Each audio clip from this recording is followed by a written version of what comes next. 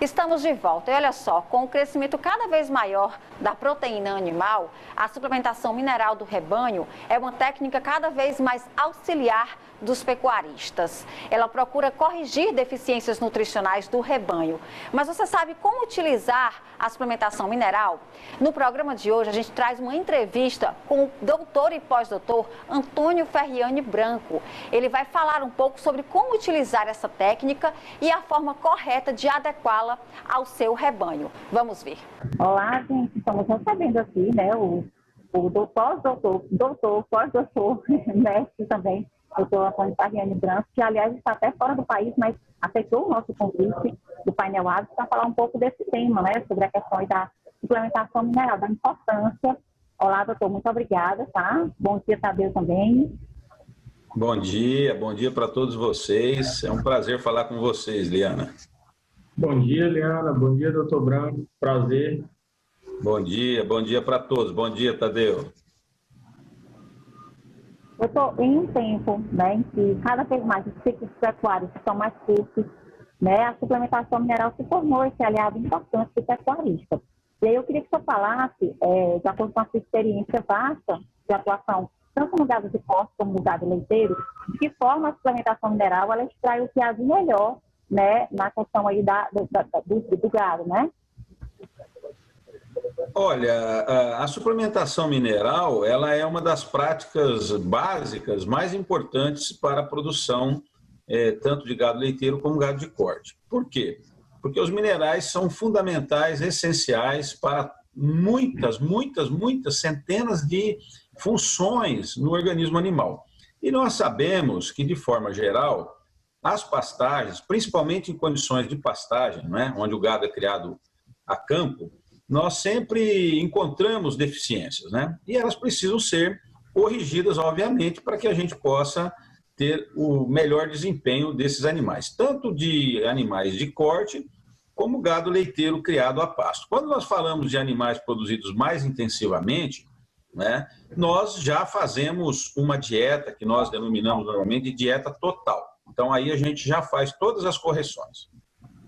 Doutor Branco, a gente está aí numa pecuária, tanto de leite como de corte, né, de preços, né, preços elevados, tanto da matéria-prima, da venda da carne, da venda do leite, os preços subiram, como a compra dos insumos também, sal mineral, que a gente estava falando, né? Queria que você falasse aí a importância da mineralização para cada categoria de animal, né? Já que a gente tem tanto em vaca de leiteiras como gado de corte, a gente tem várias categorias, tem bezerro, tem vaca mojada, tem vaca parida, tem vaca sendo trabalhada para fazer uma inseminação. Eu queria que você falasse um pouquinho aí da importância dessa. Olha, Tadeu, sempre que nós consideramos a produção e a produtividade, nós devemos considerar a nutrição como um todo, não é? Eu sempre digo o seguinte, a nutrição mineral, ela é fundamental e nós temos regularmente uma deficiência de minerais nas pastagens, principalmente, né? No entanto, a deficiência mineral, ela de forma quase geral, ela não é a deficiência mais importante. Então, nós precisamos de trazer a nutrição mineral para essas diferentes categorias, junto ou num contexto onde nós vemos também o quê? O suprimento de proteína, o suprimento de energia, para que cada categoria dessa possa expressar de forma ampla todo o seu potencial. Por quê? Porque se nós tivermos uma boa suplementação mineral, mas os animais, eu vou dar um exemplo, você pega uma época de seca do ano, né? Uma categoria exigente, ou como, por exemplo, animais recém-desmamados, né, que estão ali passando num período de transição. O que é que acontece? Se nós fizermos uma boa suplementação mineral, mas esses animais tiverem uma pastagem de muito baixa qualidade, isso também não vai resolver o nosso problema. Então, a suplementação mineral hoje, inclusive, para diferentes categorias, ela é vista hoje dentro dos suplementos minerais proteicos e energéticos. Por quê? Porque eles ajudam a corrigir a primeira deficiência e a segunda deficiência. Com relação às categorias, é por isso que as empresas elas têm uma ampla oferta de produtos, né? E, obviamente, a gente, considerando esses custos que a matéria-prima tem, e que normalmente não são custos baixos, né? Mesmo nós tendo, a gente tendo produtos bem remunerados, como é o caso da carne hoje, o que é que acontece? Nós devemos sempre buscar o produto mais adequado, inclusive do ponto de vista de gestão, a gente não usar um produto que seja deficiente para uma categoria que precisa de mais e nem um produto que está sobrando para uma categoria que não precisa tanto. Eu vou dar um exemplo. Não há necessidade de nós usarmos, por exemplo, um suplemento mineral com 8% de fósforo, 80 gramas de fósforo, para um boi que está lá na terminação no pasto. No entanto, para um animal recém-desmamado, um produto desse tipo é importante. Então, aí é que entra, é muito importante que o produtor sempre busque, na extensão rural, no técnico, busque uma orientação para que ele use aquilo que é mais adequado, exatamente para ir na direção disso que você falou, Tadeu, de reduzirmos o custo e fazermos a suplementação ou a nutrição de forma adequada. Né? A gente não pode ser generalista. Não, eu estou fornecendo um suplemento mineral que é muito bom, mas ele é muito bom para qual categoria? Ele pode ser muito bom e para uma determinada categoria está sobrando mineral. Né? Então, a gente tem que pensar sempre dessa forma, né? Gerindo a nutrição ligada ao custo e ligada à exigência do animal. E nunca podemos nos esquecer desse detalhe que eu falei.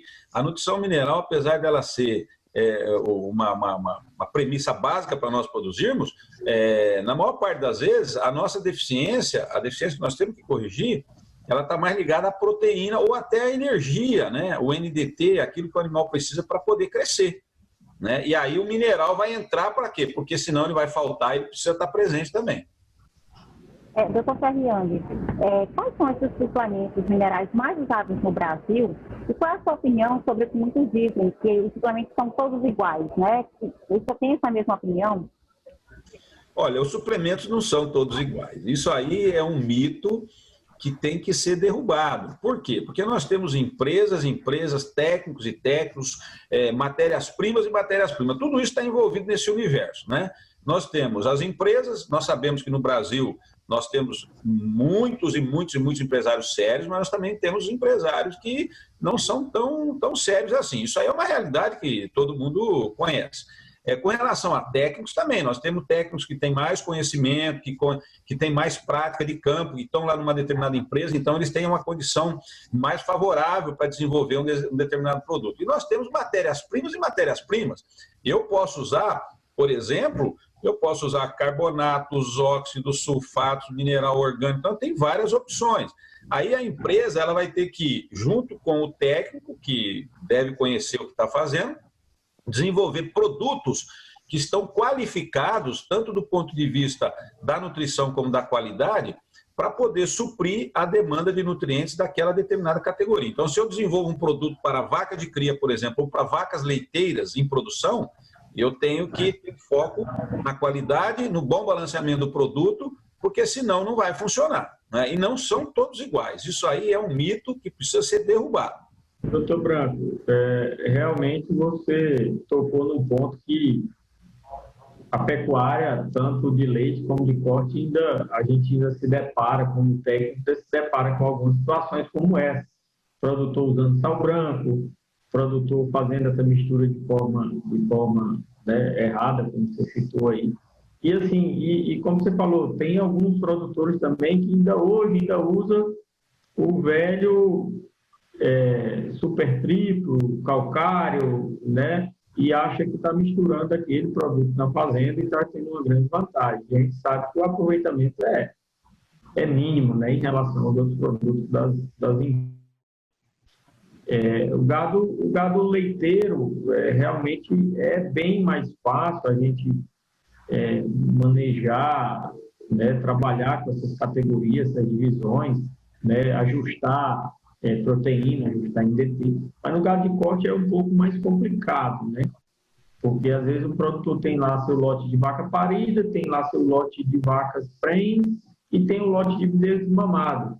E às vezes, como áreas extensas, áreas grandes, né? A gente não consegue fazer aquele aporte nutricional como deveria, né? Então, por isso o pessoal dá uma simplificada nesse, como você falou, né? Realmente a gente chega, o pessoal fala muito nisso. Ah, eu quero um sal 80 de fósforo, quero um sal 40, eu quero um sal 60, né? Assim, realmente é difícil a gente, como técnico, né, conseguir fazer um trabalho desse nas propriedades. E aí você teria uma dica do que o produtor teria que fazer, o básico ali, pelo menos, para a gente suprir alguma coisa e tentar corrigir isso aí, e mais na frente ele passando o pente fino, né, fazendo seus ajustes. Você teria uma dica aí interessante? Olha, Tadeu, eu sempre digo que para nós avançarmos em qualquer área, nós precisamos de trabalhar mais, né? A gente sabe que na pecuária de corte as coisas são mais complicadas, até em função dessa característica que você destacou, que é muito comum nós encontrarmos propriedades muito grandes, né? Propriedades muito grandes. Agora, o pecuarista, ele também tem que entender o seguinte: quando ele tem uma propriedade muito grande, ele tem que investir mais em mão de obra, né?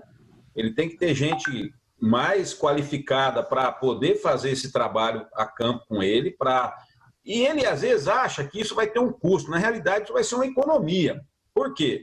Porque ele tendo o pessoal mais qualificado e gente assim, em número mais adequado para atender, porque muitas vezes eu visito propriedades de pecuária de corte muito grandes que tem 3, 4 funcionários para cuidar de um rebanho absurdo. Então, essas pessoas não têm a mínima condição, muitas vezes, de executar as coisas de forma...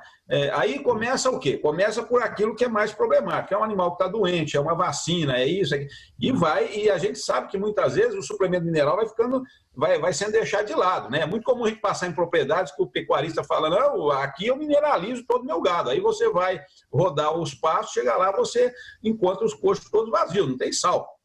Por quê? Porque isso é muito bom. Então, o pecuarista, ele precisa entender isso. Agora, a dica que eu dou, a primeira é essa: é qualificar mais o pessoal e ter gente em condições de atender a demanda, né? O pecuarista, ele sempre é igual o cafeicultor, né? Sempre está tendo prejuízo, né? Nunca está ganhando dinheiro, né? Mas eu tenho 63 anos, já 40 anos de atividade, e eu vi muito poucos pecuaristas falirem, né? Então, significa que o negócio não é tão ruim assim, né? Então, eu acho que tem que investir mais. E outra coisa, com relação à dica, tem que começar pelo que é mais simples, né? Não adianta a gente querer entrar numa propriedade e um pecuarista que tem uma dificuldade dessa de mão de obra, que às vezes não entende muito bem essa questão das categorias que você destacou e tal, não adianta nós entrarmos lá com uma tecnologia alta, né? Eu vou para essa propriedade, porque esse produtor precisa de usar suplemento mineral proteico energético, essa categoria, para que ela precisa disso. Não adianta, nós temos que entrar com o que é mais simples. Primeiro, organizar essa questão de manejo, né? Onde envolve pessoas, né? Depois, a gente começa, então, a ajustar essa questão do que é mais adequado para cada categoria. Se nós não tivermos condições de fazer isso, a gente sempre tem que ir por aquilo que é o mediano, né? O que é o mediano? O mediano é um suplemento mineral de 60 gramas. Se eu não tenho condições de ficar fazendo muitos ajustes, eu tenho que entrar com alguma coisa que está mais próximo do que a vaca precisa, né? E que vai passar um pouquinho daquilo que um boi de terminação precisa. Mas se eu começo, por exemplo, a implementar coisas muito básicas, né? Eu vou ter deficiência, por exemplo, numa vacada de cria, numa fazenda de cria, eu vou ter problema, né? E outra coisa também, que é importante, é que nem todos os sistemas de produção são iguais. Nós temos gente que faz cria, recria e terminação, é mais complexo, né? É bem mais complexo, como você destacou. Você tem vaca vazia, você tem vaca parindo, você tem bezerro desmamando, quer dizer. E outra coisa também, o produtor, para facilitar a vida dele, ele precisa de implantar a estação de monta. Isso é uma coisa fundamental no manejo, que vai ajudar muito nessas questões, vai facilitar todo esse processo, né? Inclusive, as épocas do ano, elas vão ser mais definidas, né? Nós vamos ter a época de parição mais concentrada um pouco, onde eu consigo trabalhar melhor os bezerros, né?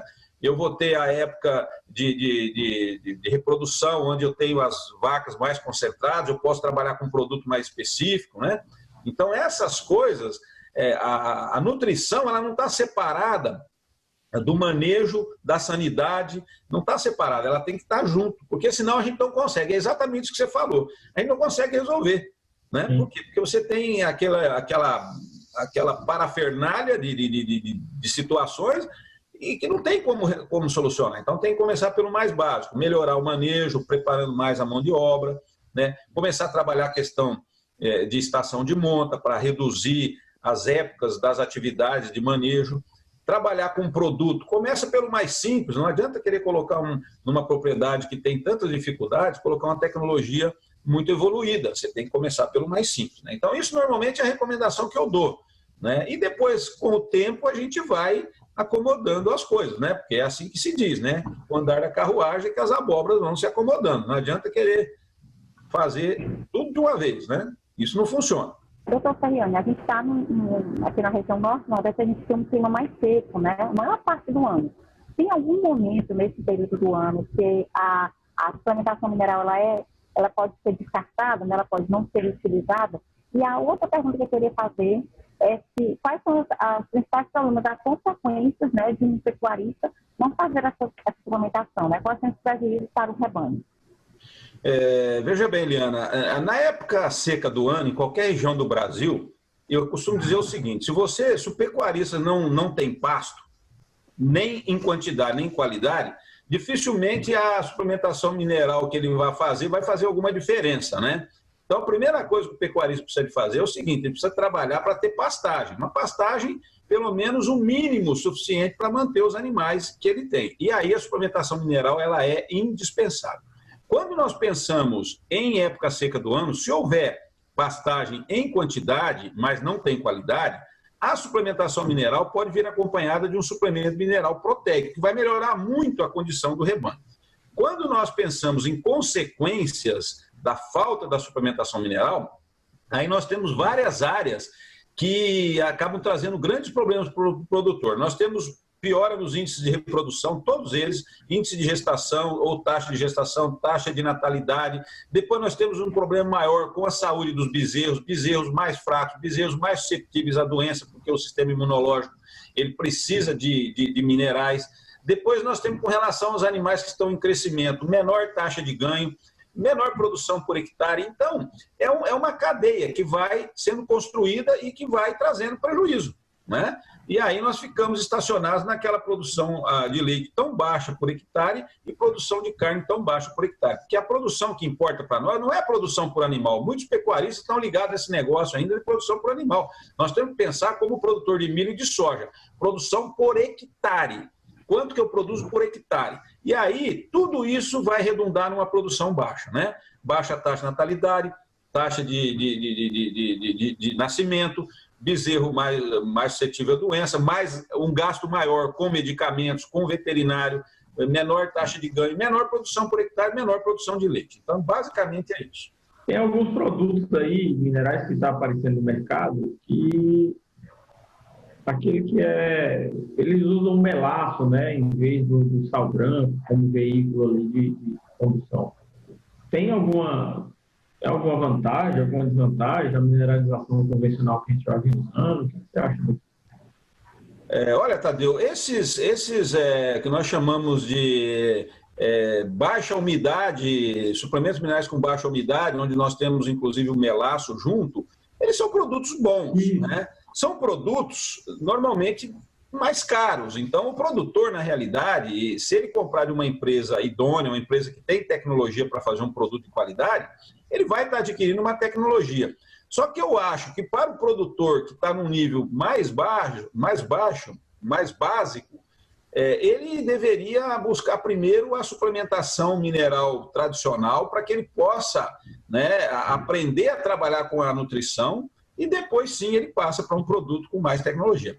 São produtos bons, são produtos que não têm tradição no Brasil, têm tradição em outros países, né? Mas eu vejo que são produtos que podem aumentar o mercado, né? E mais pecuaristas com certeza vão adotar isso, né? Mas são produtos bons sim, eles funcionam bem. Eles funcionam, supre a necessidade dos animais, dependendo das categorias, tudo ok? O que eu vejo é é um consumo, até na descrição deles lá, um consumo muito pequeno, muito baixo em relação, né? Esses produtos, eles têm uma variação maior de consumo. Você está correto, tá? Tem uma variação maior de consumo. E é aquilo que eu disse, toda vez que o produtor quiser adotar uma nova tecnologia, ele deve buscar uma orientação técnica. Por quê? Porque o técnico, ele vai pegar os níveis nutricionais que o produto tem, os níveis de garantia, e vai avaliar o consumo que normalmente se diz que o produto tem. E aí ele tem condições de saber se o suprimento está adequado, né? Isso é fundamental fazer, né? Agora, esses produtos são produtos que são usados em muitos países, então não é uma tecnologia que nós estamos inventando no Brasil, ela funciona, né? Agora, a variabilidade no consumo, ela é maior, né? Ela é maior. Mesmo porque você fica limitado também ao espaço de fornecimento, né? Diferente de outros produtos, né? Doutor Serriane, eu quero agradecer, né? Só lembrando aos nossos telespectadores e aos nossos internautas, enfim, que estão nos acompanhando. O doutor Serriane está fora do país, teve a grande gentileza de nos atender. Muito obrigada. É um assunto que rende muito ainda, né? Muitas falas e depois a gente vai voltar. Tá? Muito obrigada por sua disponibilidade de nos atender. E a gente já deixa aqui o pedido para a gente fazer outras entrevistas como essa, tá bom? Muito obrigado a vocês, a Eliana, o Tadeu, que nos acompanhou aí também, né? Um abraço, né? Muito obrigado e um abraço a todos os telespectadores e todos que te acompanham aí, tá bom? E nós estamos à disposição. Obrigado, agradeço aí a participação, foi muito bacana. Doutor, muito obrigado aí.